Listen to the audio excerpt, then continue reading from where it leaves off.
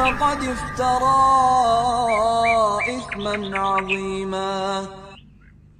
Baik, bismillahirrahmanirrahim. Assalamualaikum warahmatullahi wabarakatuh. Innal hamdalillah nahmaduhu wa nasta'inuhu wa nastaghfiruh wa na'udzu bihi min shururi anfusina wa sayyiati a'malina. May yahdihillahu fala mudilla lahu wa may yudlil fala hadiya lahu. Asyhadu an la ilaha illallah wahdahu la syarika lah wa asyhadu anna Muhammadan abduhu wa rasuluh. Amma ba'd. Ikhwati fillah rahimani wa rahimakumullah.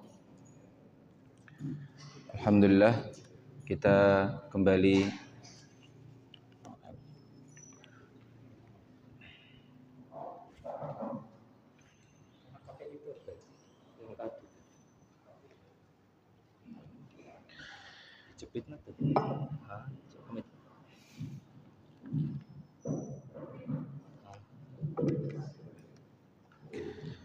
Alhamdulillah kita kembali dipertemukan di majelis kita untuk mempelajari hadis-hadis Nabi SAW, khususnya terkait fikih. Kita sedang membaca kitab Umdatul Ahkam min kalami khairil anam, hadis-hadis sahih Bukhari dan Muslim yang dijadikan acuan dan pegangan, sandaran berbagai hukum di dalam fikih. Kita sudah sampai pada hadis yang keempat. Kemarin kita sebutkan tentang perkara wudu dan hal-hal yang berkaitan dengan wudu, terkait hukum-hukum pentingnya, termasuk ancaman bagi mereka yang tidak memperhatikan wudu sampai meninggalkan area yang tidak terkena air wudu. Nabi SAW bersabda, "Wailul lil a'qabi minan nar." Pada hari ini kita akan bahas hadis yang juga berkaitan dengan wudu dan beberapa hal gerakan atau amalan-amalan di dalam wudu, termasuk diantaranya adalah istinsyaq dan istinthar.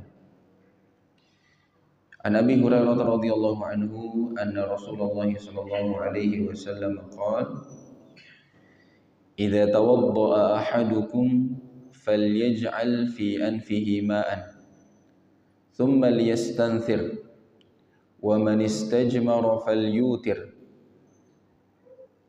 wa idza istayqadha ahadukum min nawmihi falyaghsil yadayhi qabla an yudkhilahuma fil ina'i thalathan fa inna ahadakum la yadri ayna batat yaduhu wa fi lafdhin li Muslim falyastanshiq bimin khiraihi aw biman khiraihi minal ma' wa fi lafdh man tawadda'a falyastanshiq." Hadis ini membahas tentang hal-hal yang perlu dikerjakan di dalam berwudu. Abu Hurairah radhiyallahu anhu meriwayatkan bahwasanya Rasulullah sallallahu alaihi wasallam bersabda, "Idza tawadda'a ahadukum," apabila salah seorang kalian memulai wudu. Tawadda'a di sini memang menggunakan fi'il madhi yang seringkali dimaknai sudah berwudu. Namun yang dimaksudkan di sini jelas bukan saat sudah berwudu, tapi saat hendak berwudu. Dan ini lafaz-lafaz seperti ini sering digunakan di dalam hadis-hadis Nabi Shallallahu Alaihi Wasallam. Apabila salah seorang dari kalian hendak berwudu atau mau mulai wudu, falyaj'al fi anfihi ma'an, maka hendaknya dia memasukkan kedua hidungnya atau meninggikan air ke dalam kedua lubang hidungnya. Tsumma liyastanthir, kemudian dikeluarkan, disebarkan. Jadi air ini kenapa tidak menggunakan istilah dimasukkan, falyudkhil fi anfihi ma'an, karena memang bukan itu yang diharapkan, bukan memasukkan air, tapi apa istilahnya lebih tepatnya, meninggikan air, karena kalau memasukkan nanti tersedak ya. Jadi bukan dimasukkan air, tapi ditinggikan air semampunya, tambah sungguh-sungguh, tambah bagus, kemudian dikeluarkan. Wa man istajmara falyutir. Lalu barang siapa yang istijmar, istijmar itu membersihkan kemaluan setelah buang hajat dengan media selain air, dengan media yang padat ya. Dari mulai bebatuan, kayu, kertas, kain dan lain sebagainya. Istilahnya di dalam bahasa Arab istijmar. Adapun membersihkan kemaluan dari kotoran setelah buang hajat menggunakan air, seringkali disebut di dalam fikih istilahnya istinja. Istinja menggunakan air, dan itu asalnya. Kemudian sebagai gantinya ketika tidak ada air, istijmar menggunakan benda padat.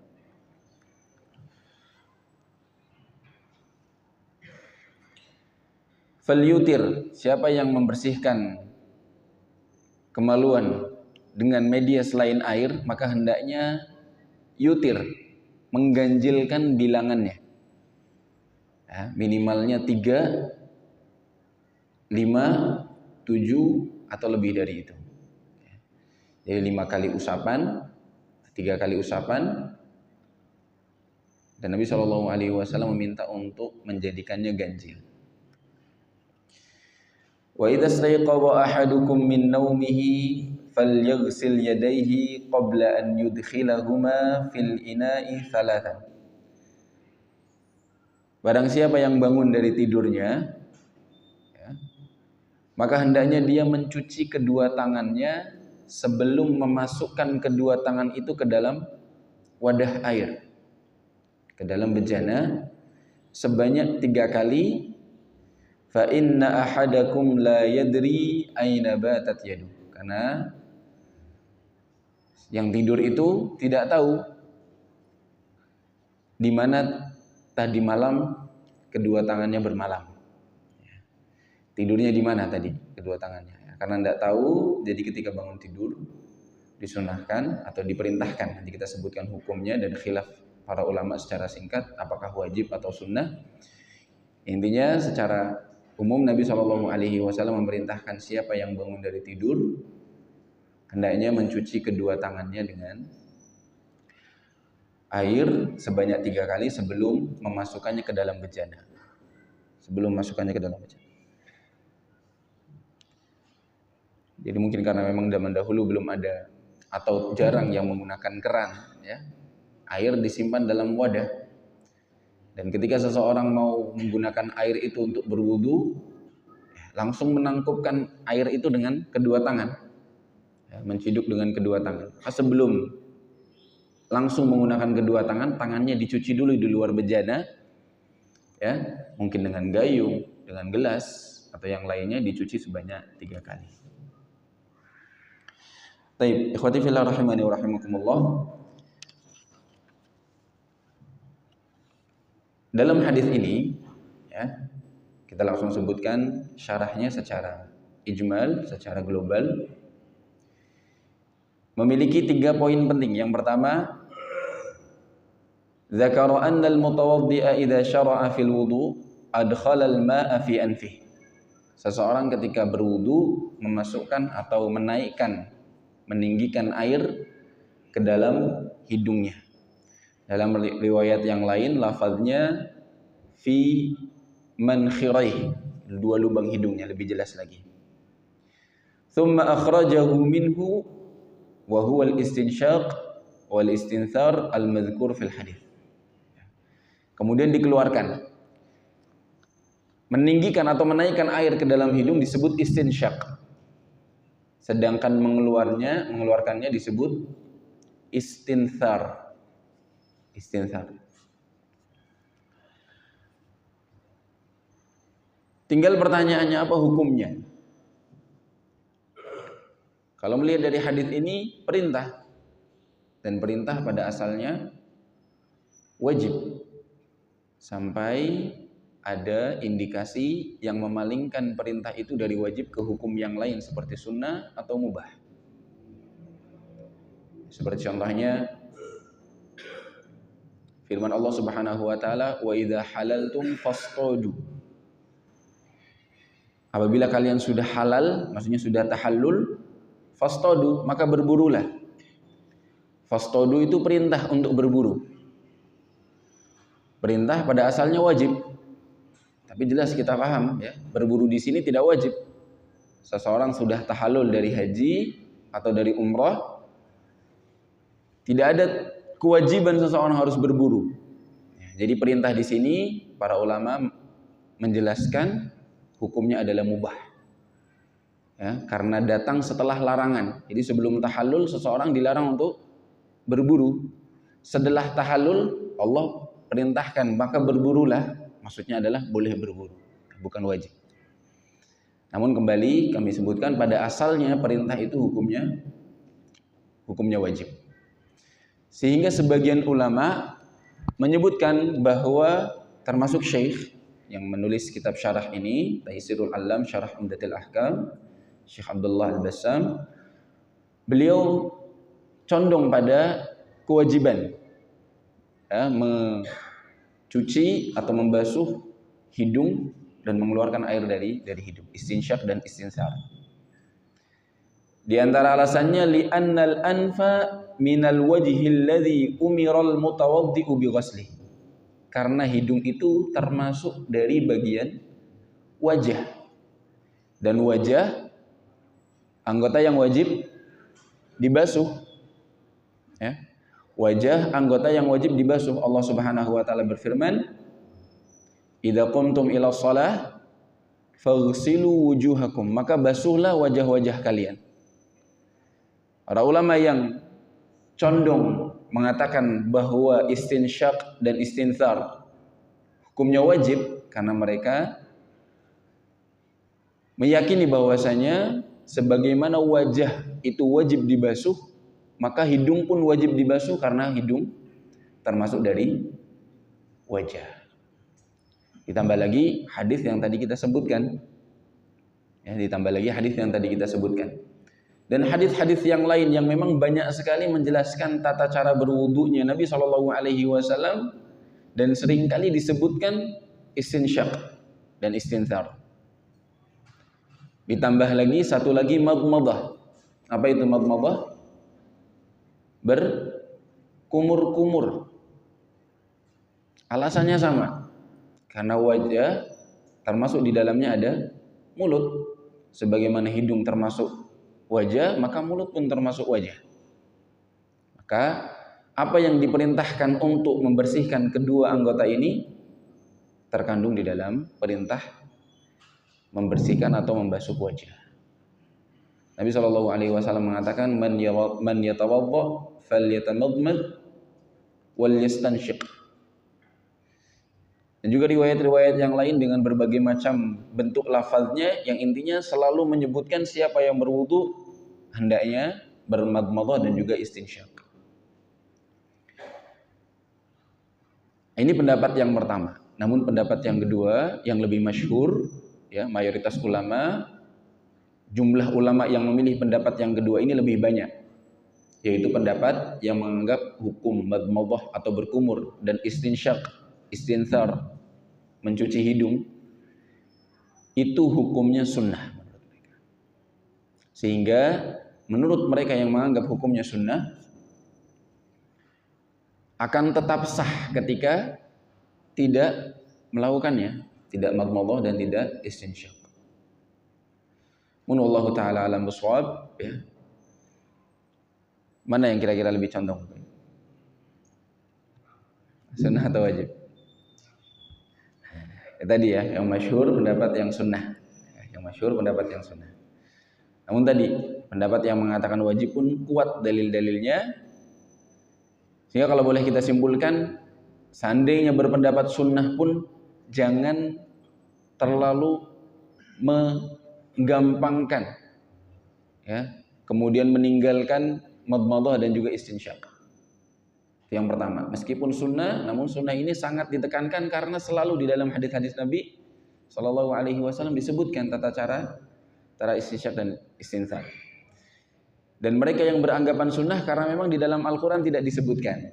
Yang disebutkan di dalam Al-Quran wajah secara umum, tidak disebutkan secara eksplisit, ya, tidak disebutkan secara terus terang, secara gamblang tentang madmadah dan juga istinsyaq.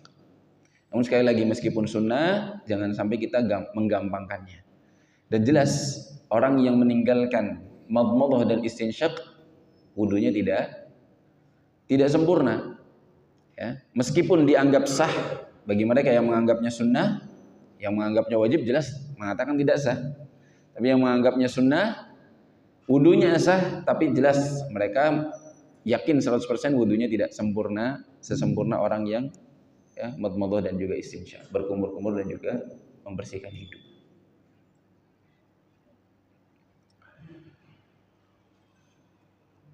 Yang kedua, poin yang kedua yang diambil dari hadis ini atau pembahasan yang ada di dalam hadis ini, thumma dzakara aidan anna man arada qat'al adza al-khariji minhu bil hijarah an yakuna qat'uhu ala witrin aqalluha thalathan.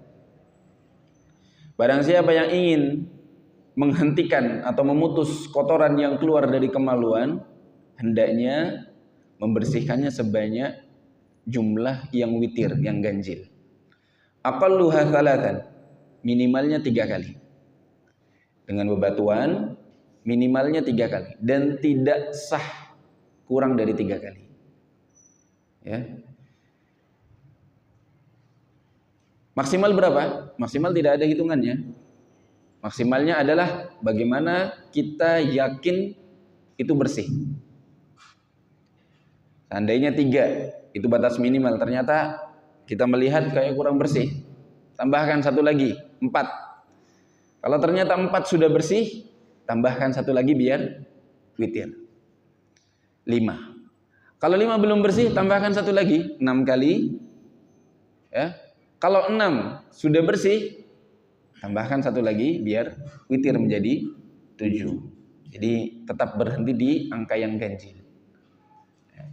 Dan memang ini salah satu yang perlu diperhatikan karena membersihkan kotoran dengan batu dan yang semisalnya tidak sebersih menggunakan air. Apalagi kalau buang air besar agak sulit, ya. Buang air besar memang perlu, ya, banyak media yang dibutuhkan. Sedikit kami tambahkan di antara rambu-rambu dalam membersihkan kemaluan dari kotoran menggunakan batu dan yang semisalnya, perlu diperhatikan. Yang pertama, benda ini benda yang tidak licin, keset. Istilahnya apa bahasa Indonesia? Kasar, ya. Walaupun kasarnya bukan berarti kasar yang menyakitkan, tapi tidak licin. Karena kalau licin tidak membersihkan, ya. Jadi kalau mau pakai batu jangan pakai batu akik. Batu akik.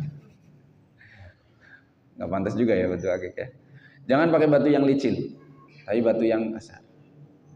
Yang kedua, kering, tidak basah. Yang ketiga, bukan sesuatu yang berharga. Jangan sampai menggunakan hal-hal yang berharga. Seperti misalnya mau pakai kertas, jangan pakai kertas, ya, yang ada tulisannya, ya, apalagi tulisannya ilmu yang bermanfaat, apalagi ilmu agama, ya, boleh. Kertas yang tidak berguna, yang sekiranya tidak berharga. Kalau bisa kertas kosong, biasanya pakai tisu, yang memang digunakan khusus untuk membersihkan. Kemudian disebut 3 kali bukan berarti barangnya 3 biji. Yang terpenting bisa digunakan 3 kali di area dari batu tadi. Misalnya kita contohkan batu di area yang berbeda satu sama lain. Ya, jadi kalau misalnya kita menggunakan batu, ada beberapa sisi biasanya. Yang pertama gunakan sisi A, yang kedua gunakan sisi B, ketiga gunakan sisi C, tidak di sisi yang sama. Ya. Kalau misalnya batunya kecil ya berarti menggunakan batu yang banyak. Ya. Yang penting tadi tidak menggunakan sisi yang sama untuk mengulangi usapan. Jadi tidak harus jumlahnya banyak, yang penting ya pakai sisi yang baru dari benda tadi. Gimana Pak? Diputar. Ya intinya itulah. Baik. Selanjutnya, poin yang ketiga yang penting dibahas di dalam hadis ini adalah terkait tentang orang yang bangun dari tidur. Kata Syekh, wa dzakara aidan anna al-mustayqidha min naumil laili la yudkhilu kaffahu fil ina. Orang yang baru bangun tidur di malam hari tidak memasukkan kedua telapak tangannya ke dalam bejana, au yamassu biha syai'an ratban, atau hukum yang semisalnya, yaitu memegang benda yang cair. Ya. Misalnya ngambil air minum ya, dengan memasukkan tangan tidak boleh juga. Nyedok bubur juga tidak boleh. Semua benda-benda yang cair. Ya, walaupun hadis ini hanya menyebutkan jangan memasukkan tangannya ke dalam bejana yang di dalamnya ada air biasa, hatta yaghsilahu salatan, sampai dicuci 3 kali. Kenapa Syekh di sini langsung menyebutkan kaf atau telapak tangan? Padahal di hadis tidak disebutkan telapak tangan, disebutkannya yad.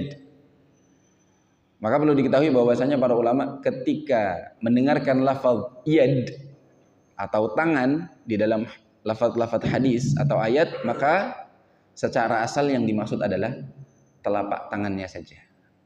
Ya. Sama kalau kita mengucapkan tangan secara spontan, ya, ketika kita mengucapkan tangan secara spontan, pasti yang kita maksud adalah telapak tangan.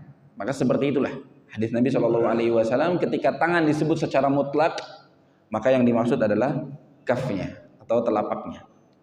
Dicuci 3 kali. Kemudian di sini Syekh menyebut min naumil lail, dari tidur malam. Dan ini pendapat yang kuat yang menyebutkan bahwa perintah mencuci tangan sebelum memasukkannya ke dalam air adalah perintah ketika bangun tidur dari tidur malam. Ketika bangun dari tidur malam, bukan tidur siang. Pertama, karena memang di lafaz lain sempat disebutkan secara jelas min naumil lail atau min naumihi minal lail, disebutkan malamnya. Yang kedua, karena memang berbeda antara tidur malam dengan tidur siang. Tidur malam panjang biasanya durasinya, tapi kalau tidur siang tidak panjang. Kemudian apa alasannya? Ya, alasannya adalah disebutkan di akhir hadis, fa innahu aw fa inna ahadakum la yadri aina batat yaduh. Salah seorang dari kalian tidak tahu ketika malam, ketika tidur, di mana kedua tangannya bermalam. Ya, batat yaduh. Dan dari lafaz ini jugalah yang menunjukkan bahwa yang dimaksud adalah tidur malam, bukan tidur siang. Kalimat bata yabitu itu artinya malam, tidur malam. Mabit, ya, kalimat mabit, nah itu artinya tidur malam. Mabit di Muzdalifah, mabit di Mina, ya, itu artinya tidur malam. Sehingga yang memang sangat ditekankan adalah tidur malam.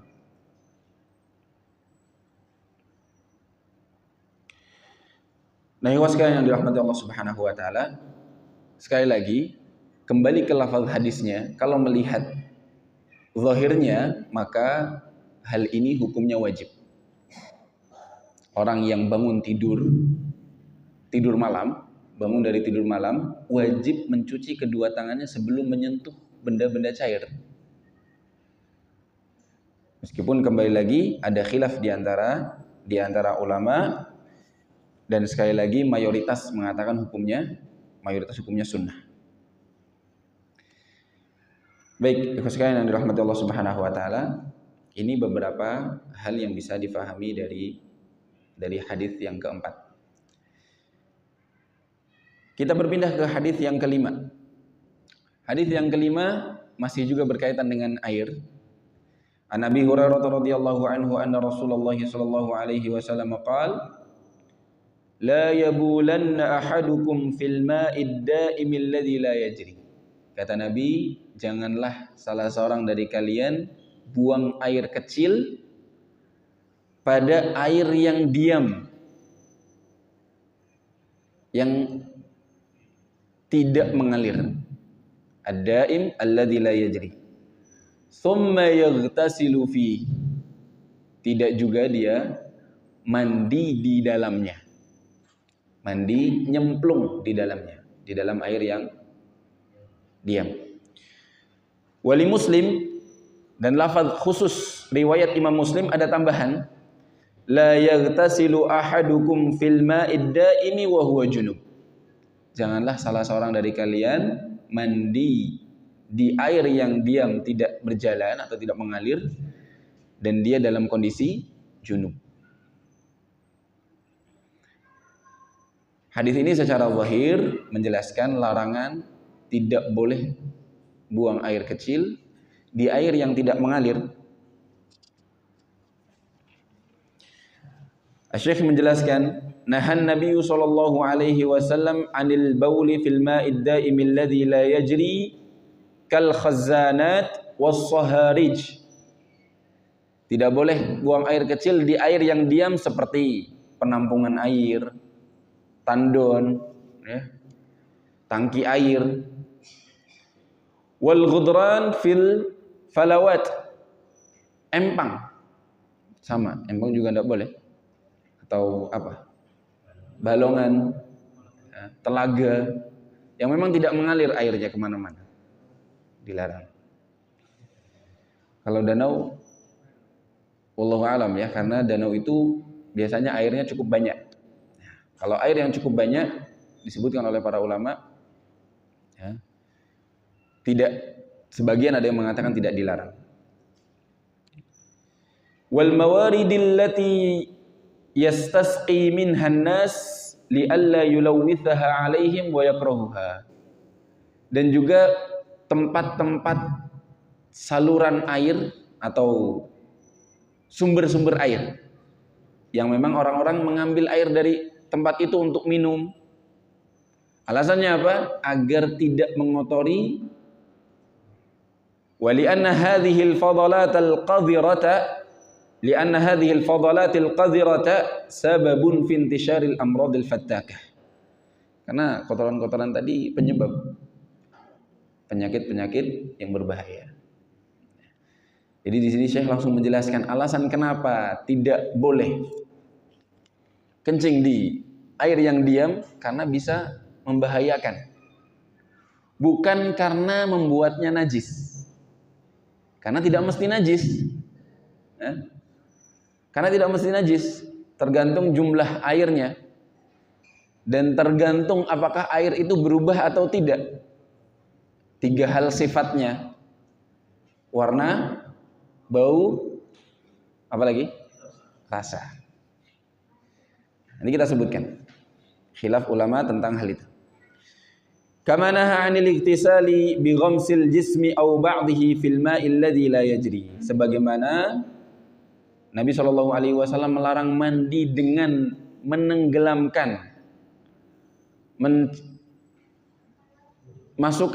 mencelupkan bagian tubuhnya ke dalam air tersebut. Hatta la yukrihahu atau hatta la yuwassikhahu ala ghairi. Tidak mengotorinya untuk orang lain yang mau memakai. Bal yatanawalu minhu tanawulan, akan tetapi dia menciduknya. Ya. Di salah seorang murid Abu Hurairah, hadis ini diriwayatkan oleh Abu Hurairah. Salah seorang muridnya bernama Abu Thaib Maula Hisham ibn Zuhrah mengatakan atau bertanya, terus gimana orang yang mau mandi? Kata Abu Hurairah, yatanawaluhu tanawulan, nyiduk, nyiramnya di luar, tapi tidak masuk ke dalam air tersebut.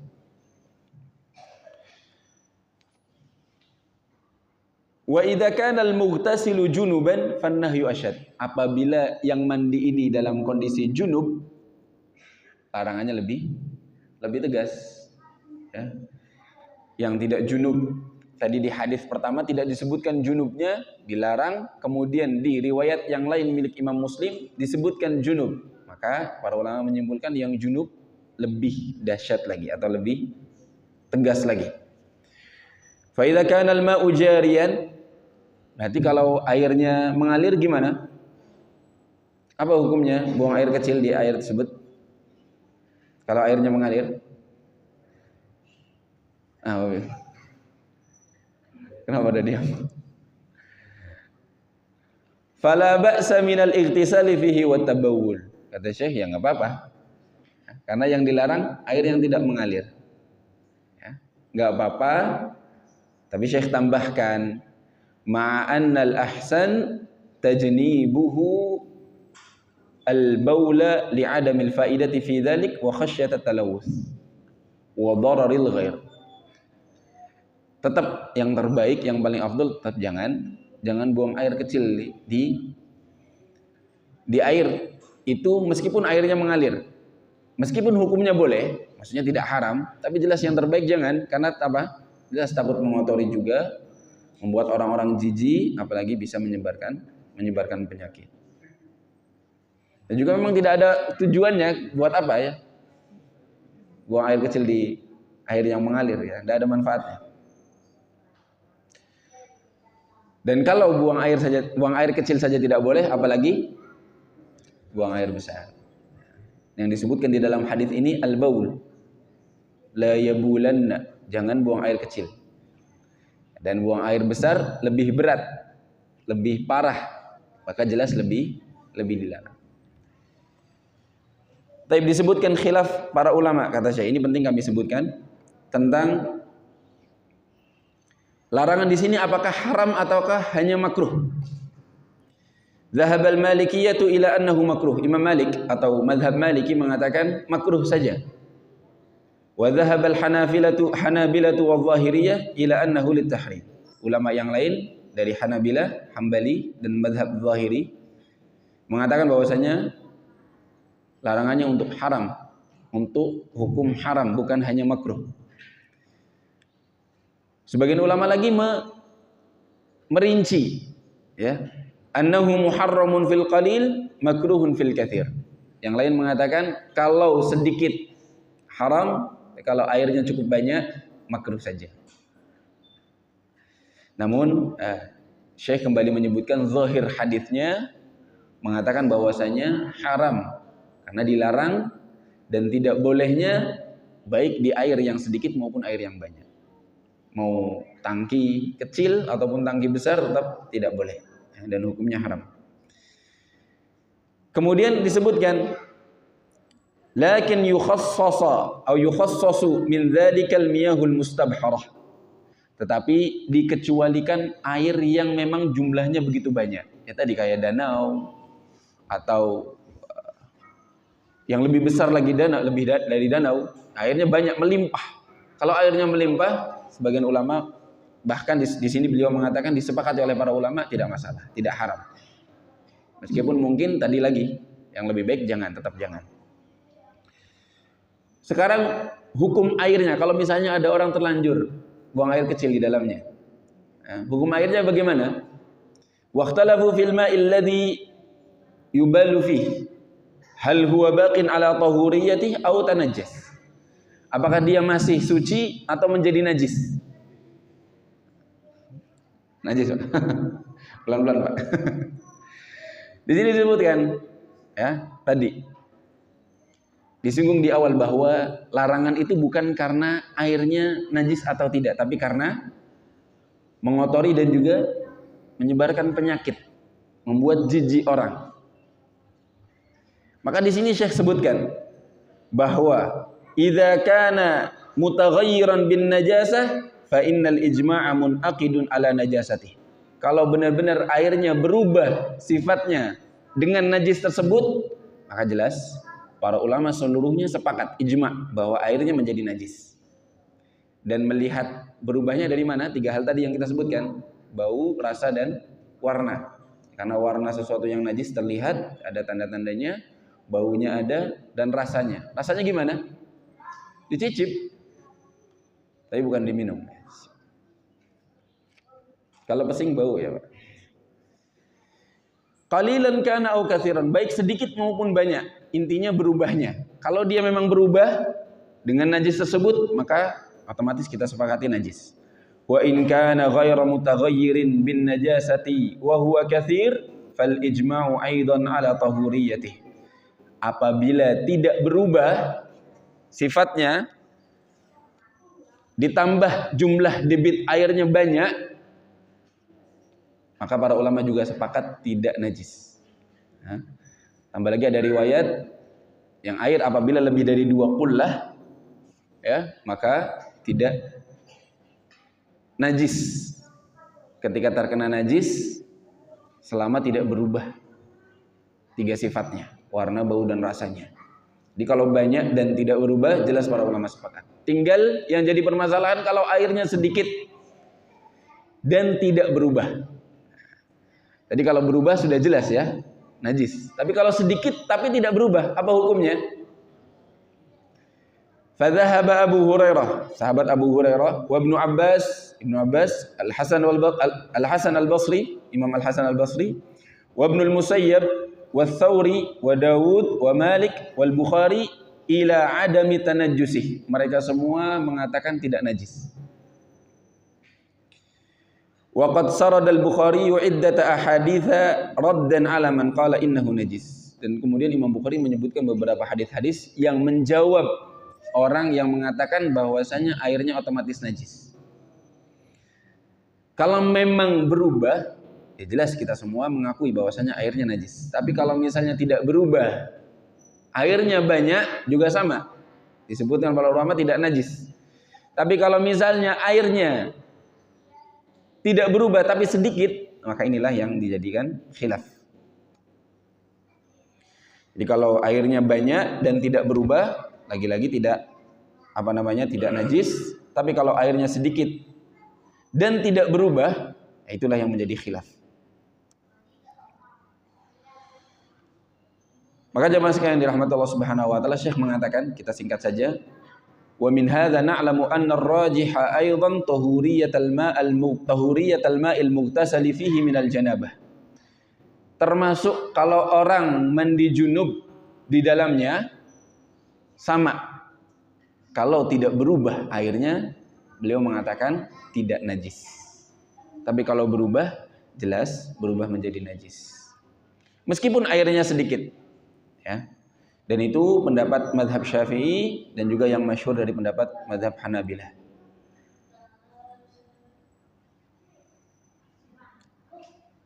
Atau pendapat ini malah khilafnya mereka berdua. Jadi yang masyhur di mazhab Hanabilah dan Syafi'iyah malah mengatakan kalau airnya sedikit meskipun tidak berubah dianggap najis. Ya, meskipun tidak berubah, kalau airnya sedikit dan kadar sedikit itu, ya, masyhur disebutkan para ulama kurang dari 2 qullah. Ya, kurang dari 2 qullah.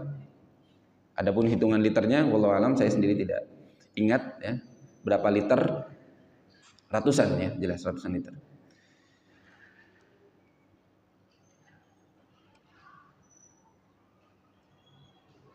Sehingga bisa kita sebutkan bahwa di sini memang ada khilaf ya. Ketika air itu sedikit dan tidak berubah. Namun jelas untuk kehati-hatian lebih baik kita tidak memakainya kalau memang ada air yang lain. Ya. Kalau memang ada air lain yang sudah jelas kesuciannya, kita tinggalkan yang meragukan seperti ini. Khurujan minal khilaf. Kita keluar dari khilaf, cari aman. Ya. Barulah kalau misalnya memang mendesak, ya, dan memang kita condong pada pendapat yang mengatakan kalau tidak berubah maka tidak najis, maka silahkan pakai. Kalau memang seseorang yang condongnya pada pendapat yang pasti najis meskipun tidak berubah karena airnya sedikit, maka dia mau tidak mau cari air yang lain. Kalau tidak ada air lagi, ya sudah menggunakan penggantinya seperti tayamum atau yang semisalnya. Tidak memakai air itu lagi. Maka ikhwan sekalian dirahmati Allah Subhanahu wa taala, ini hal-hal yang perlu disampaikan terkait tentang hadis yang ke-5 tadi. Ya. Dilarang buang air kecil, yang tadi hukumnya bisa makruh, bisa haram. Namun Syekh lebih berpendapat hukumnya haram, ya, karena memang madaratnya jelas dan zahir dari lafaznya larangan, dan setiap larangan pada dasarnya ya menunjukkan keharaman sesuatu yang dilarang. Ikhwati fillah rahimani wa rahimakumullah. Selanjutnya hadis yang ke-6 terkait tentang anjing yang menjilat air atau bejana yang ada airnya. An Abi Hurairah radhiyallahu anhu anna Rasulullah sallallahu alaihi wasallam qala idza syaribal kalbu fi ina'i ahadikum. Masih riwayat Abu Hurairah, Rasulullah bersabda, apabila seekor anjing minum fi ina'i ahadikum, dalam bejana salah seorang dari kalian, falyaghsilhu sab'an, maka hendaknya dia cuci 7 kali. Wali muslimin ulahunna bit-turab. Lafaz khusus riwayat Imam Muslim ada tambahan salah satunya atau basuhan yang pertama menggunakan tanah, turab.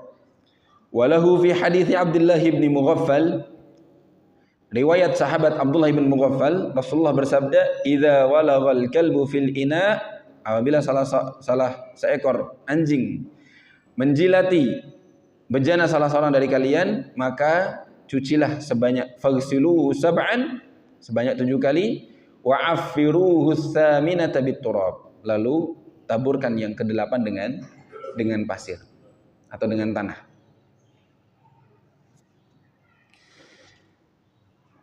Walagha, ya, fi'il mudharanya yalaghu, walagha yalaghu, artinya adalah syariba bi tarfi lisani, minum pakai lidah. Karena memang anjing ya minumnya tidak ditenggak, ya, minumnya dengan dijilati. Wa huwa an yudkhila lisanahu fil ma' wa ghayruhu min kulli ma'in wa ghairihi min kulli ma'in.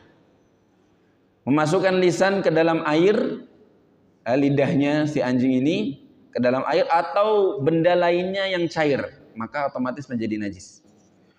Fa yuharrikuhu walau lam yashrab. Kemudian menggerak-gerakkan lidah tersebut meskipun tidak minum.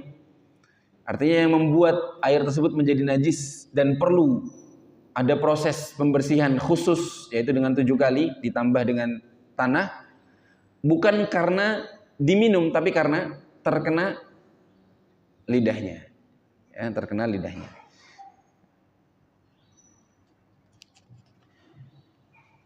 Apalagi kalau diminum, tambah lagi. Kalimat afiruhu artinya at-tamrigh fil afr wa huwa turab. Ya, afiru artinya melumuri dengan tanah.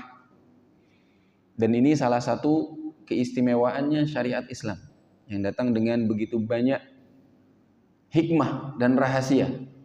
Kenapa harus pakai tanah? Sehingga nanti timbul pertanyaan, kalau seandainya tanahnya kita ganti dengan cairan-cairan atau zat-zat pembersih lain seperti sabun, deterjen, apakah bisa menggantikan atau tidak? Cukup mewakili atau tidak? Disebutkan khilafnya oleh para ulama, namun yang zahir tidak bisa. Ya. Nah, sebagian ulama mengatakan bahwasanya mencuci sebanyak 7 kali dengan tambahan tanah ini suatu perkara ibadah. Bukan sebatas hanya membersihkan, tapi memang perintahnya seperti itu.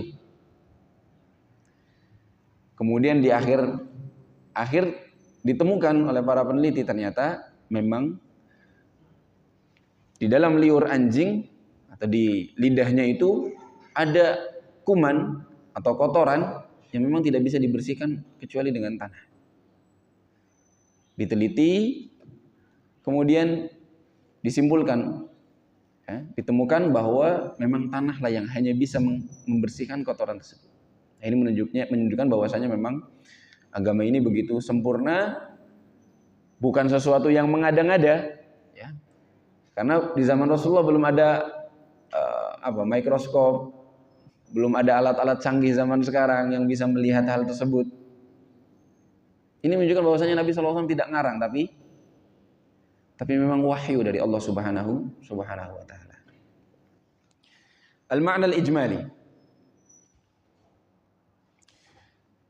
Lamma kana al-kalbu min al-hayawanat al-mustakrahah allati tahmilu katsiran min al-aqdhar wal amrad. Ketika anjing itu memang dari hewan-hewan yang memang dibenci, yang membawa banyak sekali kotoran dan juga penyakit, amara syari'ul hakim bi ghaslil ina'il ladzi walagha fihi sab'a marrat. Al-ula minhunna mashubatan bit turab. Maka syariat memerintahkan untuk dibasuh 7 kali dengan air. Yang pertama, basuhan yang pertama dicampur dengan tanah. Liyatil ma'u aw liyatiyal ma'u ba'daha, agar air datang setelahnya, maksudnya di basuhan yang kedua sampai ke 7. Jadi dijadikan yang pertama adalah yang kena tanah tadi. Fatahsulun nadhafatu tamatu min najasatihi wa dararihi. Maka bisa menghasilkan kebersihan yang sempurna dan juga membersihkan dari segala bentuk penyakit yang ada di dalam kotoran tersebut.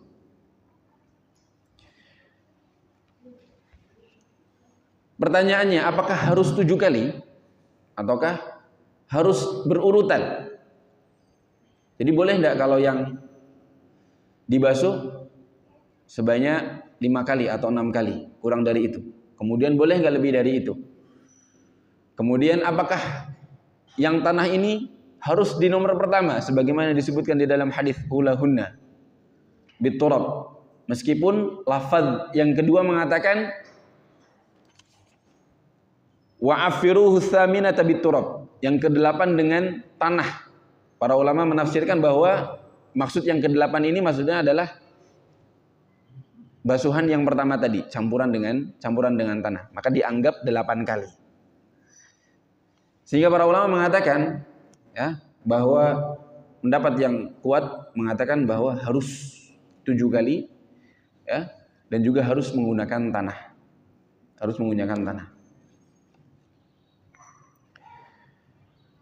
Beberapa hal yang perlu kita simpulkan dari hadis ini adalah at-taghlidh fi najasatil kalb. Najisnya anjing itu benar-benar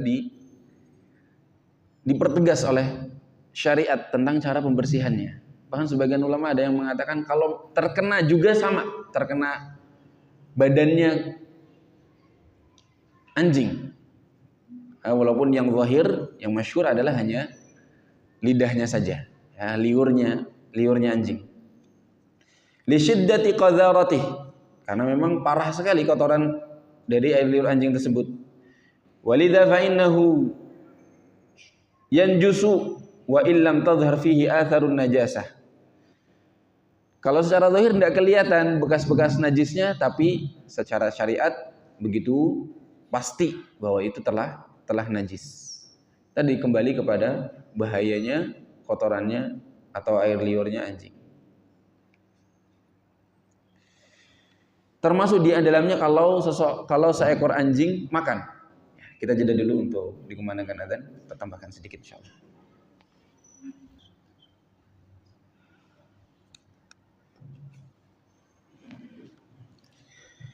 Baik jamaah sekalian yang dirahmati Allah Subhanahu wa taala, kita tambahkan sedikit dari faidah hadis ini. Dan yang paling zahir atau paling jelas adalah faidah tentang wajibnya menambahkan tanah pada 7 bilasan tadi. Dan harus 7 bilasan air, kemudian ditambahkan tanah di salah satu bilasannya. Kemudian Syekh mengatakan, wal aula an yakuna ma'al ula liya'tiyal ma'u ba'daha. Dan lebih afdol tanah yang diberikan itu di bilasan yang pertama. Agar setelah tanah datang berikutnya air yang membersihkan. Meskipun sah juga karena melihat dari hadis kalau memang yang digunakan air di tanahnya di bagian terakhir. Dan memang tidak masalah mau tanah dulu baru air, kemudian ditaruh tanah, dilumuri tanah, atau sebaliknya. Tanah dulu atau air dulu atau tanah, atau campuran tanahnya sudah dicampur dengan air langsung, ya, tidak masalah. Yang penting tadi dibilasnya 7 kali dengan air. Kemudian Syekh menyebutkan bahwa Imam Nawawi rahimahullah dari mazhab Syafi'i, beliau mengatakan la yaqumul ashnanu wala sabunu aw ghairuhuma maqam at-turabi 'ala al-asah. Pendapat yang kuat mengatakan bahwa sabun dan yang semisalnya tidak bisa menggantikan peran tanah. Ya. Wa qad dhahara fil buhuthil ilmiyah. Syekh menambahkan, telah nampak pada penelitian masa kini yang modern, annahu yahsulu minat turabi inqa'un li hadhihi najazah ma la yahsulu min ghairi. Ternyata dengan tanah ini bisa mewujudkan sesuatu yang lebih bersih dari kotoran tadi atau dari najis tadi, tidak sebersih benda yang lainnya. Wa insah, kalau memang penelitian ini terbukti benar, fahadha fa innahu yadhharu ihda mu'jizati syar'i syarif. Maka jelas nampak sekali mukjizatnya, salah satu mukjizat dari syariat yang mulia ini. Walafdhu afiruh, dan lafaz afiruh yu'ayyidu ikhtisas at-turab. Memang dari lafaz ini mendukung sekali pengkhususan penggunaan tanah, tidak bahan-bahan yang lainnya, tidak sabun, deterjen dan lain sebagainya. Kalimat afiru dalam bahasa Arab selalu digunakan untuk menyebutkan melumuri sesuatu dengan tanah. Kemudian Syekh menyinggung hal yang tadi sempat kita sebutkan, bahwa syariat ini memang menunjukkan begitu kesempurnaannya, dan yang disebutkan oleh Nabi SAW bukan karangan beliau, ya. Karena memang semua itu adalah wahyu. Sampai Allah memerintahkan 7 kali, ya 7 kali. Ditambah tanah, ya tanah. Jangan pakai bahan yang lainnya. Kemudian faedah yang terakhir adalah terkait macam-macam anjing. Kita tahu bahwasanya anjing itu bermacam-macam. Dan diantaranya ada beberapa anjing yang memang diperbolehkan dipelihara. Meskipun tidak, lebih baik jangan sampai ditaruh di depan rumah. Karena khawatir nanti malaikat tidak masuk ke dalam rumah kita. Di antaranya adalah anjing yang diperbolehkan, anjing as-sayd, ya, untuk berburu. Kemudian anjing hirasah, untuk menjaga sebuah tempat atau gudang misalnya. Wa kalb al-masyiyah, untuk menggembala. Kemudian Syekh condong bahwa untuk 3 anjing ini bisa saja hukumnya berbeda. Tidak harus membersihkannya sebanyak 7 kali. Karena 3 anjing ini akan sering menyentuh benda-benda yang kita miliki. Dan syariat sendiri membolehkan memakai 3 anjing ini. Maka seharusnya juga diiringi dengan keringanan untuk cara membersihkan air liur dari 3 anjing ini. Ya. Namun secara umum, ya, wallahu a'lam, secara umum hadis ini mencakup seluruh model anjing, baik anjing yang dibolehkan maupun anjing yang tidak diperbolehkan. Ya. Dan lebih berhati-hati, jangan sampai ada makanan atau cairan yang kita miliki yang terkena air liur mereka. Ya. Kita mencoba berhati-hati dan juga menjaga kesucian kita, kesucian barang-barang kita, makanan dan minuman kita, dan juga kesahihan ibadah-ibadah kita. Wallahu ta'ala alam bishawab. Itu saja yang bisa kami sampaikan. Kita berhenti sampai hadis yang ke-6. Insyaallah ke pekan depan kalau diizinkan kita lanjut pada hadis yang ke-7 tentang tata cara berwudu. Ya, hadis ini diriwayatkan oleh maulanya Utsman bin Affan. Beliau mengatakan Utsman bin Affan mencontohkan tata cara wudunya Rasulullah. Ini nanti kita praktekkan insyaallah kalau memang berkesempatan. Kalau bisa mungkin kita hadirkan 1 ember air, kemudian kita contohkan tata cara wudunya Utsman bin Affan radhiyallahu taala anhu sebagaimana hadis yang dicantum di sini.